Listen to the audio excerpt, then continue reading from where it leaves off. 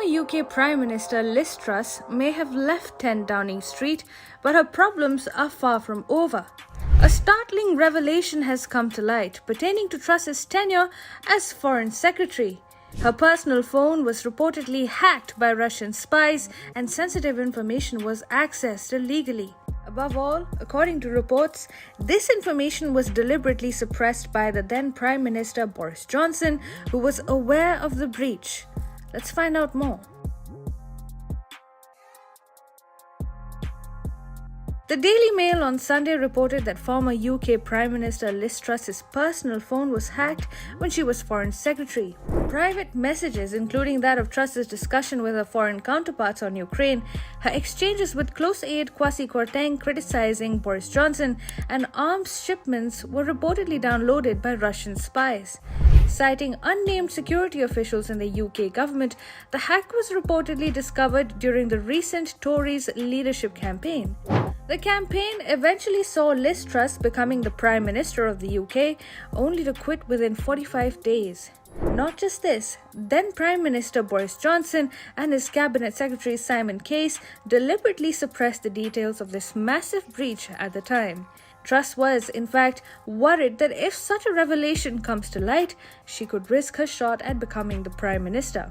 The Mail says that this was the work of agents suspected of working for the Kremlin. It added that the hacked phone is now placed in a locked safe inside a secure government location for forensic examination.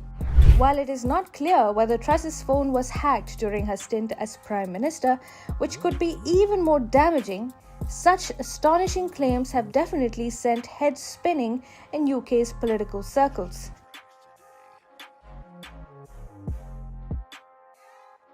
The UK's opposition Labour Party has latched onto the issue, demanding a thorough probe into these charges by the Rishi Sunak government.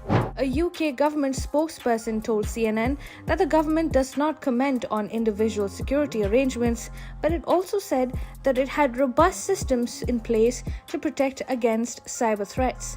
You see, here's the thing.